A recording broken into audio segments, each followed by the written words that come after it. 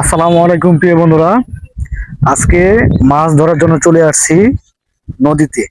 এই দেখছেন পুরোটা নদী, এর সাইডে দিয়ে কিন্তু মাছ পাওয়া যায়।